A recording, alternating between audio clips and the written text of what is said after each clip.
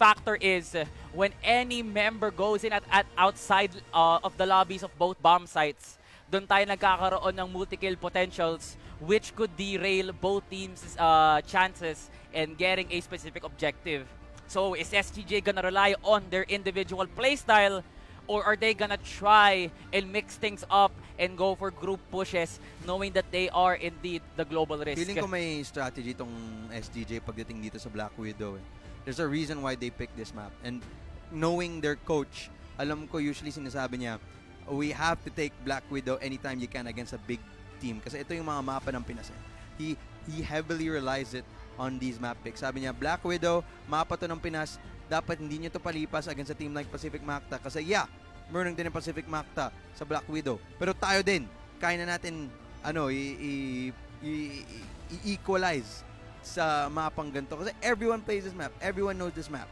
And with that being said, maybe the knowledge or more strats na papakita na ng SGJ dito will throw it down. Pero Macta pala ang uuna dito sa blacklist side. So they have the potential to show us more strategies and to show off more plays. So SGJ is going to rely just a bit more on the reactive type of play as opposed to the strategic play, which I expected SGJ to bring out dito sa map 2 na to. So Pacific Macta has a little bit of advantage. Yeah. Pupunta dito sa first half natin. So in turn, just to sum it all up, SGJ needs to surprise us.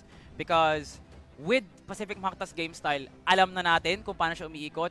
But SGJ really needs to surprise not just us, but Pacific Macta in overturning all of the events that Pacific Macta will throw. Ngayon, that's the very hard part. It's the execution. Yeah. Because we are still yet to see NIBL and Tino. I know we are putting so much pressure on those two members, but it's just shouldn't be Yobib putting in all of the work and all of the jobs for SGJ kasi. And we're looking at a very possible comeback angle once those formulas are now being implemented into the system of NIVL and Tino. Because it's not just Aldrin. There's literally 5 of them that excels in a macro sort of perspective. You could argue that it's a 5v5 game, but somehow, some way, SGJ is making it work on the back of Yobib. Who can tell you na isang tao lang yung responsable kung bakit sila umabot ng Grand Finals? B-Boy, absolutely. Tama nga, you can build a team around B-Boy kasi napakalakas niyang player, napakalala, napakatindi. So, B-Boy continues to do what he does. There is that potential, pero once again nga, Macta, at least in the blacklist, they'll show off the strategies. They'll be the ones to show off the pacing early on. And again, snipers. B-Boy can switch to the sniper if ever, because this is a very sniper-heavy map. They can go for a double sniper type of setup. I've seen B-Boy do it. I've seen B-Boy play that sniper player. So, feeling ko, may potential para gawin tong si Tino at si B-Boy na mag-double sniper, especially since nagsisimula sila din sa global risk side. And, well, yeah, that's something that we have to see. Lahat to theoretical, pero yeah, with that being said, papasok na tayo dito sa map 2. Tapos na ang freeze time.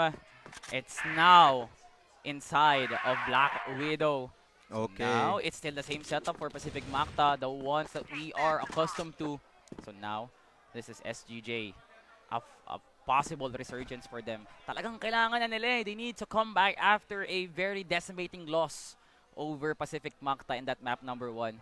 That was really close. That was really close. Can we see a possible metacore performance, or are we going at a back and forth like 2-2 scoreline possibly? SGJ still fighting, and KSA is right there at the right time, but Justin just overwhelmed KSA with the amount of bullets put into his body.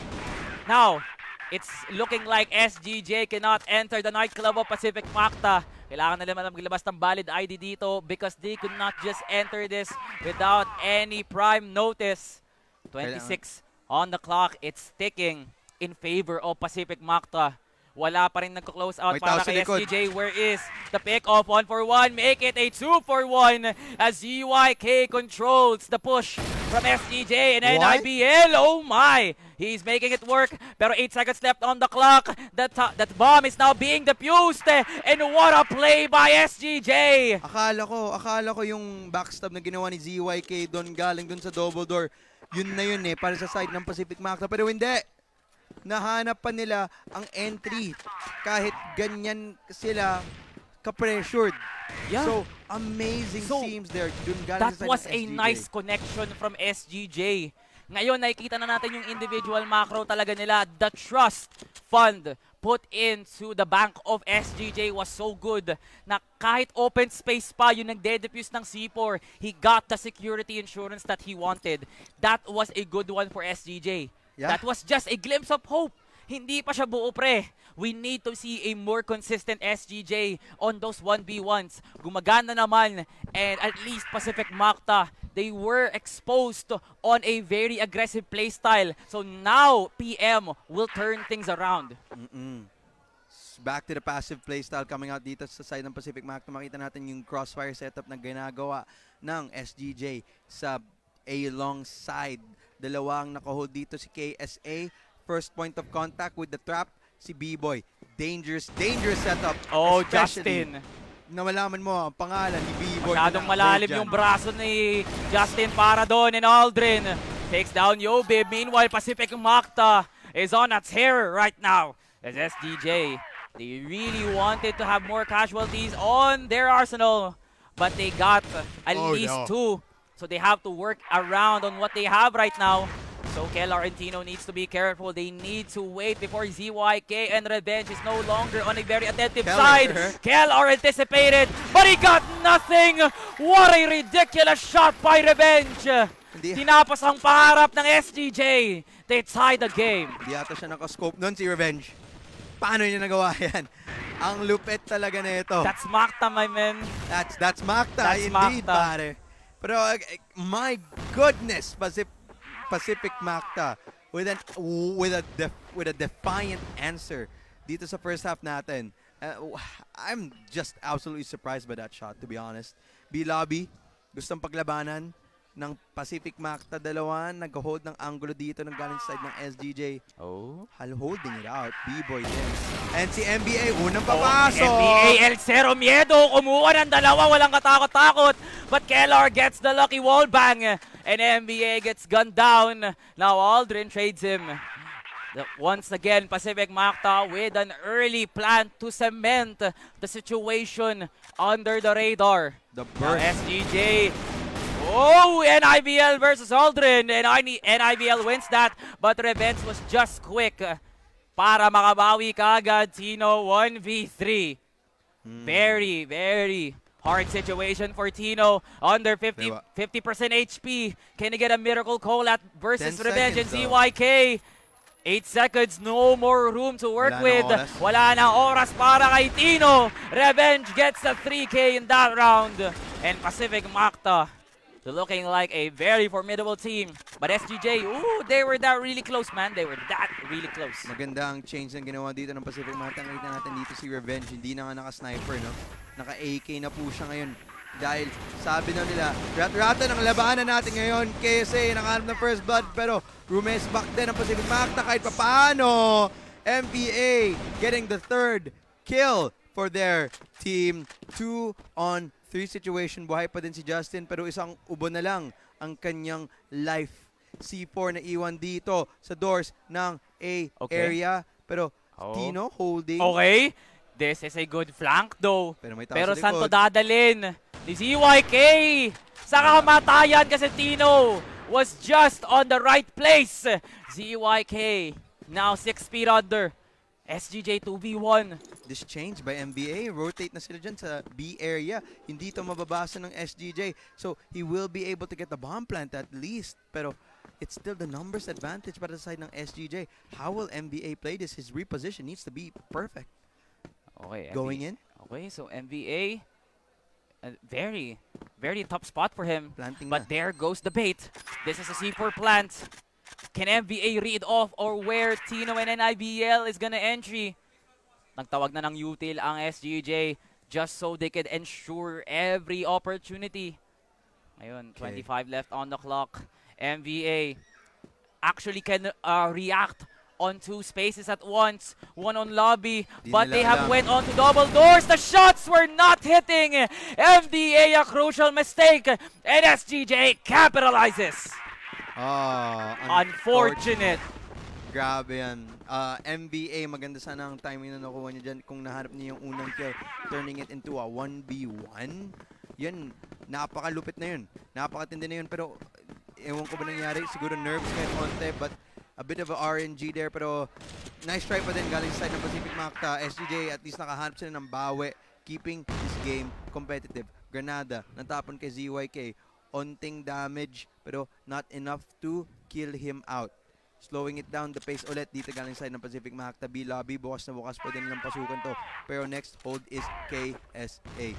I really like the defense of PM. They both have double doors and woods defended, in which Pacific Macta really wanted to go out para makapunta sa may bandang long A. Now, this is nice for SGJ. That means they finally read off Pacific Macta, or at least just this round. Pacific Macta could still rotate underwater, then go from B, force a plant, then outwit the flankers, or outwit the ones that are guarding down the spot. Or can SGJ stay in a consistent manner, tapos yun pa yung gawing playstyle ni PM. Rely on those double doors, tapos makakot up sila, and that's the recipe for SGJ to possibly win. And they have listened. They want to go to lobby, pero inisa-isa na sila ni KSA, but Aldrin takes him down. Oh, SGJ, tread carefully. You might go deep into enemy territory, but you are not welcome into the domain of PM. 35 on the clock. PM saw the daylight and they struck gold with it, literally. Natanim na ang C4. SGJ, what's the retake situation? What's the retake playstyle? Are they gonna go for a 1-2-2 probably? Aldrin once again! It's putting on a show right now for everybody here live at High Grounds. And IBL takes down ZYK. 1v3, Justin finishes it off. Pacific Macta on the back of Aldrin. They got the round. Sa totoo lang, maganda yung ginagawa nilang slow retake na ginagawa ng SGJ, pero nabasa na yun ni Aldrin. Sabi niya, kung mabagal kayo mag-retake, gugulatin ko kayo. Justin, nakahanap ng isa. KSA, nahulog. Sniper, next up. B-Boy, nakahanap ng trade, and takas pa siya, takas pa. I can't believe nakatakas pa siya. Revenge, at least nakahanap kay NBL dun sa kabilang parta ng mapa, as the options of Pacific Macta is now open to the A site. Rotating na, papunta na siya dito sa A-long. Wala pang member ng SGJ naka-hold out dyan sa angle na yan. So it's going to be a very difficult hold. Keller, pwesto, mahirap. Hagdanan, just playing for the pick. Pixel lang ang kailangan makita ni Revenge as the sniper shot hits Tino. Nakabawi, Aldrin inside sight kasama ni Revenge. Yung dalawang Terminator holding it off. Tino na lang ang naiiwan dito na 1v2 situation, pero gone down ni Aldrin. Giving another lead dito sa side ng Pacific Macta, 4-2. SGJ not winning those crucial 1v1s. Talagang iniisa-isa sila ni Pacific Macta, and I think that is what the Blacklist are forcing in this situation. They want to separate SGJ into a field where no one could possibly apply reinforcements na mabilis kagad na makakapag-rotate si SGJ. Now the 1v1s are being won by Pacific Macta, but SGJ, their grouped up push for a possible retake is also effective. And SGJ, di nila alam kung saan sila lulugar because Pacific Macta is forcing a playstyle in which they cannot be grouped up. Keller, agresibo dito onto sa woods, pero si Revenge! Oh, Revenge! My God! Kahit malapitan. This madness, nagbumukhang XM10 yung AWM sa'yo. Ito na ang pasok ng Macta, but SGJ is striking much more against Macta. A very angry SGJ. Doesn't want to back down. Revenge, another pick-off. But SGJ backs it up with a word up against Pacific Macta. My God, a 1-point lead na lang meron si PM. SGJ knocking on to the door. SGJ, nagagalit na. Slow, just at least able to find for the recovery of Revenge's amazing shots. Grabe talaga to si Revenge. He's still a very dangerous enemy to have stumble upon. So SGJ needing to respect the possibility of Revenge holding out any angles. A area, mukhang agresibong pinupush ng SGJ at naparusahan sila ni Revenge. Nakahanap siya ng isa. KSA regrets to pick that angle that aggressively. Masyadong agresibo daw, sabi ni Revenge. Now, the slowed and controlled push na gagawin dito ng Pacific Macta, gusto nila ibigay. B-Lobby, open. Now, it's just gonna come down to one person, si NIVL. Siya na ang pupwesto dito sa B area. Siya na ang depensa para sa team ng SGJ. Papasok na mga members ng Pacific Macta. Nice coverage from NIBL. Pero ina-anticipate ng PM as they're trying to force a wall bang. Justin moves really sneakily. Now NIBL gets exposed of his location. SGJ. Where's the reinforcements? Where's the resurgence? Another successful plant once again by Pacific Macta. Aldrin takes down KLR forces. A very, very tough situation for SGJ. Yobib is down. It's now once again to Tino to save it for SGJ. And Justin closes it out. Pacific Macta 5-3. SGJ need to win this round kung gusto nila komportable sila dito sa side switch. 5-4 is not the end of the world. Di pa yung katapusan ng mundo. However, 6-3, baka umulit lang tayo sa map 1 kasi yun din yung ending of the half score. So, kailangan nila panalunan tong round na to. SGJ holding out, dalawang naka-hold dito sa B-Lobby. Mukhang tatlo sa members ng Pacific Macta gusto pumasok. No contestation just yet. Naka-smoke out po yan. So, it will delay the push out as Pacific Macta slowly but surely trying to just find any openings here sa B-Lobby. Wala silang mahanap. Naka-hold na din dito si Tino sa B short area sa woods pero wala din siyang nahanap. Revenge in mid. Not gonna find anyone as well. So it's back to this Mexican standoff type of play. Let me just point out, Reno, we're live at the Facebook page and we are peaking at 740 viewers. A very monstrous support from the Filipino community of CFPH. Pinagkakaisa talaga tayo ng crossbar. Parang laban lang ni Pacquiao pag merong Macta at SGJ na naglalaban sa Grand Finals. But let's now shift our attention to Blackwidow as it's very hostile right now as Macta is looking at a possible push angle. But SGJ really has the security. So it'll come down to Tino. This is really good. Tino hit those shots. Both snipers misses them. Now here comes the reach out. ZYK takes down KLR. A very aggressive Justin goes in. And IBL punishes him with a 2K. 50 seconds left on the clock. What a very nice pick by KSA. Now SGJ is there looking at an advantage right now. Revenge gets a kill. But he gets traded down by NIBL. 2v1. Where is Aldrin? Where is Aldrin when you need him? It's Aldrin time. He gets one. Can he get the second? Oh, NIBL saves it for SGJ. And now we head on to side switch. Aldrin, absolutely amazing. But muntik na. Men. That was really a good positioning from Aldrin. But SGJ, Mike, that peak, that jiggle peak, man, was very crazy. Yeah. So, Pacific Macta leading at least dito ng isa lang. Kaya isa lang ang kanilang agwat dito. So SGJ potential to come it back. Ito yung sinasabi ko. They need to play reactive dito sa first half. Pero ngayon na sila yung nasa blacklist side, pwede na sila gamitin yung mga strategies na iniisip nila or may mga siguro, I wanna call it siguro parang cheese, keso ba?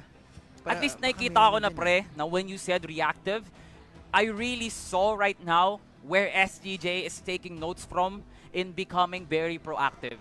I see ZYK sneaking every corner and every crevice of B site. And now SGJ saw that as a very adaptive playstyle na pwede na rin nila gawin. Now KLR and especially NIVL is reading off of that playstyle tapos gumagana na. They're taking their time and it's very efficient. So that's why SGJ was able to at least ease out the lead to at least one heading into the side switch. But the job is still not done. Palagi kong sinasabi, we are just seeing a start. It's not just the whole iceberg, pre. Isang bloke ng yelo pa lang yung pinapakita ng SGJ. They still need to make it grow. Well, dito naman sa side ng SGJ, I've said it before, I'll say it again. If they have some kind of strategy na pinaplano nila na matagalan against Pacific Macta sa buong gabi sila nagplano ng isang parang buong strategy dito sa Blackwidow ng mapang to galing sa blacklist side. Ipalabas na nila dito sa sa side na to because this is their side. It's going to be a blacklist side. If they bring out this in blacklist, they have more opportunities to bring out a strategy, some kind of cheese, kung ano ba naman yung pinaplano nila. Basta ilabas lang nila. At kung nalabas nila dito sa sa side na to, I think pwede nila mabigla ang Pacific Macta, no? Not gonna expect it. Something they've never seen before. A wild card type of play. That's what I'm expecting dito sa second half na natin. Okay, now, Macta gonna have to transition into a defensive playstyle, or are they gonna abuse the control of long A? That's a very good question. SGJ, mukhang gusto nila pumunta dito sa A-long, no? Holding it down, making sure. No way Aldrin is doing this. No way. Aldrin is just one member. He just went after Woods. Lalabas na siya sa may bandang mid. No absolute way he pulls this off. No. He's not even going deep. He just really wants the Woods coverage. Yes, he does. As apat ng miyembro ng SGJ na nandito na sa A-long area, slowly lurking, smoking out.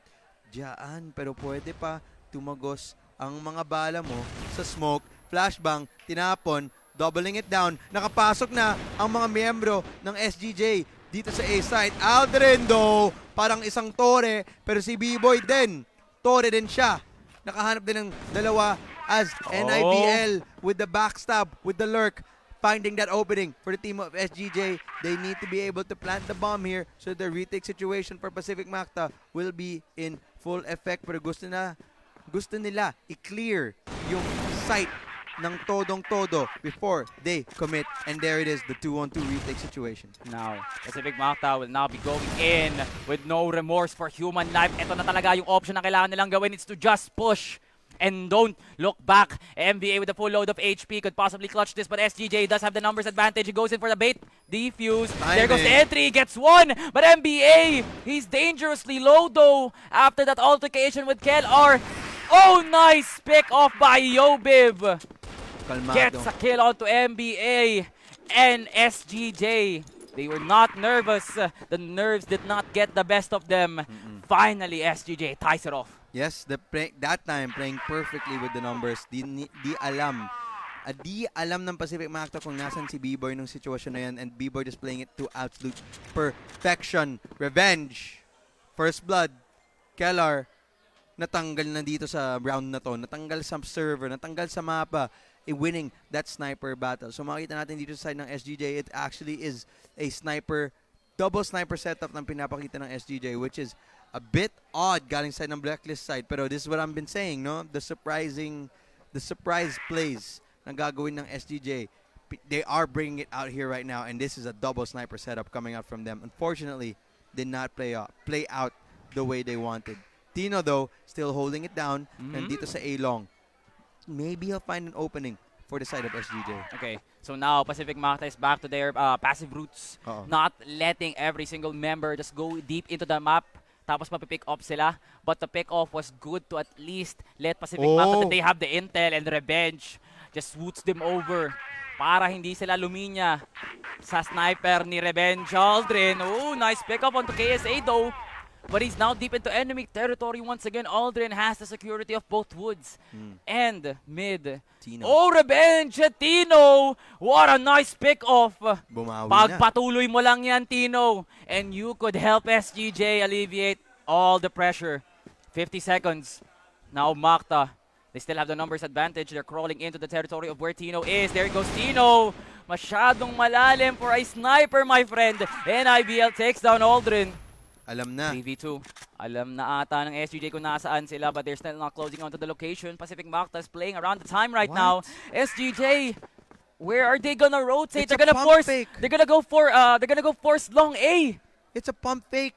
Inakala ng Pacific Macta pupunta sila sa B, pero pump fake pala, pupunta na sila dito sa A-long. 18, Pero, 18. nabasa yung Pacific Macta, Look at the dalawa time. na nakabantay. Look at the time. Justin is right there para depensahan na. And NBA will be also going to add more firepower. There goes Yobib, 1-for-1. It's now a 1v2, but there's no more time 3 for seconds. SGJ to work around. NBA closes it out as PM gets it done for PM. Ang ganda sana ng mid-round call na ginawa ng SGJ doon, no? Double pump fake to Pacific Macta para hindi nila akalanin na dyan pala sila pupunta sa B area. But I don't know how Pacific Macta knew, but somehow they knew it was a pump fake and they did not fall for it. Sabi nila oo, yeah, potentially pumunta yun dyan sa B, pero dito lang kami sa A, di kami gagalaw. And that's an incredible play na ginawa ng SGJ doon sa situation na yan. Revenge. Sniper holding dito sa mid, trying to find for the first pick out, and Tino getting the C4 as safely as he possibly can. Siya naman ang mag-hold ng sniper dito, pero mag-isa lang siya this time around. Smoke, tinatapon dito sa B area, not finding for the right people, but the grenade should stop the fast push na gustong gawin dito ng SGJ, and it delays it a bit. Flashbang. Natapon na. Papasok na. SGJ, here they come. Buhos na! Bulaga kay NBA. And there goes another one for ZYK. Justin also gets a one piece. It's getting thrifty for Pacific Macta as one gets a share of the piece of the pie. And IBL and Tino taking an armada of utils into their faces. But it's looking like Pacific Macta has a whole place on lockdown. Walang makakapasok na SGJ basta-basta dito when you have Justin on the God box, and both Revenge and Justin has one coverage of both windows. It's just a very, very prominent and a poetic way to not let SGJ go in. They could have just entry their way into a kill onto those two members. But no, they are playing playground into that one. Pero si Revenge, gusto na talaga tapusin. They seek out Tino, and the next victim of the Pacific Macta performance is NIBL, showing us who is truly reigning over the dynasty. Flash grenade tinatapon na dito sa mid area now. The mid control. Aggressive. Galing sa side ng Pacific Macta. Tingnan mo ba naman kung nasan sila? Sa bridge. Sa kanila. Sa woods. It is written with Pacific Macta in their names. Holding it out. Tingnan mo ba naman kung nasan si Justin? Napaka-deep. Napakalalim na. Pwede siya makahanap ng lason dito. And it's dangerous. Kung ikaw sa side ng SGJ, malalaman ba ng SGJ na nandito na sila? Nalalaman ba nila nandito si Justin sa pwestong yan? Mahirap. I don't think they're aware at all. Justin with an absolute control. Kahit impormasyon, kahit footsteps lang ang marinig niya, okay na yan. Alam niya No kung absolute nasan. way this works. No absolute way Justin makes this work. He's just there. Isang overstep lang talaga ni NIBL. Di na alam ng SGJ. Justin is still there and he hears the footsteps. Is He that should why hear it. PM is on the long A? Tapos pag nakita nilang nag-rotate na yung SGJ, Justin will go in Huli for the ka. flag. Huli si KLR. Who's next? There goes CYK from the side. He gets KSA. Next will be Yobib. What a 2K revenge. Lahat ng miyembro ng Macta gumagalaw. Iniisa-isa. Gusto nang tapusin ang Macta. But SGJ not backing down. Not just yet. Macta pouring in more hurt onto SGJ. Ano ba yung parang domino effect na ginawa ni Justin dyan? Since Justin naka-hold lang dun, since nakakuha niya yung unang pitas dun sa round na yan, patuloy-tuloy na din ang mamatay yung ibang miyembro ng SGJ dun sa sitwasyon na yan. Napakalala. And I can't absolutely believe that he got away with a play like that. Justin with an aggressive pick out, and that's something you don't expect in a round like that. And now, SGJ, the response this time around is a one B for rush, one. but Revenge holding an AK this time. Hindi siya naka-AWM, pare ko eh. Gusto talaga makipagsapalaran ni Revenge, no? Grabe nga naman yung adjustment niya. Kanya na lang AWM. It's time to join the boys in their pursuit of gold. Now PM leading in the charge. But SGJ, their defense is really nicely done. But it's looking like PM is backing it up with words and bullets to the bodies. 1v2, Tino just 1 HP away from death. But Aldrin, a familiar situation from him. What a godly shot by Tino, stopping the clutch angle as they see the daylight. SGJ gets a revenge round. Lumalaban na ulit ng SGJ team. Naghahanap ng tagos dyan sa mid pero wala ang nakuha para sa team ng SGJ.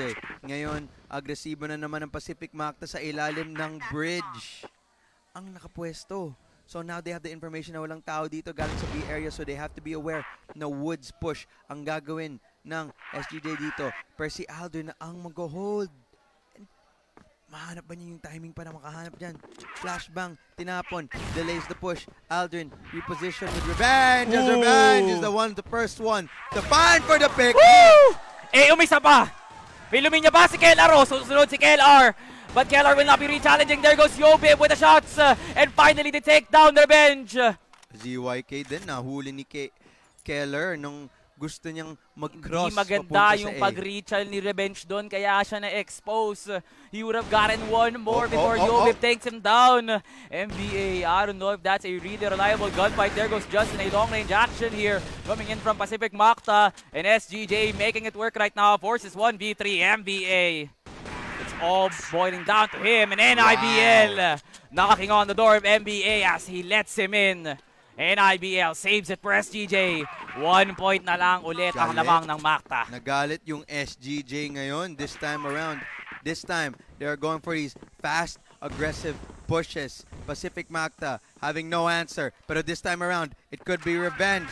Yun yung sagot nila sa tanong babawi na, babawi na nga ba si Revenge? No! KLR's gonna stop him down. Huge pick off by SGJ. Who's next on the radar of SGJ? Rotate. As they really have the control right now of this game. Rotation. Gusto ata gawin dito na side ng SGJ. They are making noise dito sa A-long side but they stopped straight in their tracks. Siguro gusto nila ulit to i-pump fake pero once again Pacific Macta hindi sila makakala dito. Alam nila eh. Alam nila they're still holding it out. No one is giving an inch. No one's over-rotating. Aldrin still holding this angle along with Justin. Flashbang will now be thrown. Nakalinya na para kukuha ng pensyo ng SGJ. But Aldrin is gonna give them the prize. But NIBL shuts him down. Now it's a 3v2. PM is slowly crawling. But SGJ is just waltzing into bomb side A like there is no enemies present in this one. ZYK, nice flank. Nicely done by Pacific Macta. Eto na SGJ relying on just Yobib. Can he make it work? And Pacific Macta match point onto SGJ. A very bad situation currently for SGJ, but they have to make it work. There's still so much that can be done here, R2G. 2 points to force an overtime. Solid gold. Jewelry. Gaming needs to show up. They can't allow Pacific Macta to take this map pick that they have chosen. Rotating out dito inside ng SGJ, trying to find for the opening pickoffs. Makita natin dito si KLR. Naglalurk lang dito sa mid doors, naghahanap ng tamang pitas lang pero holding out. The angle is Aldrin, ang Terminator. Naka-double up dito si NBA at si Justin. Pero isang flashbang lang. Sila ay mahuhulog. Tino, gamit ng AWM. Naghahanap ng tamang pitas dyan sa mid sa B window. Pero ayan na nga, flash grenade will trigger the entry and it should be an easy entry for them off the flash. Pero hindi. NBA holding it out. KSA finding an opening. Galing dyan sa mid doors. But B is still Macta territory. Macta cannot be stopped. Literally, despite the numbers in that bomb site alone, Pacific Macta is still standing tall. 1v2. KLR can still make it work. Oh, what is the situation right here? Macta triumphs over SGJ in match number 2. Championship point. Championship point indeed. And with this scoreline 0-2, they might just get kicked out of this tournament if they lose the next map.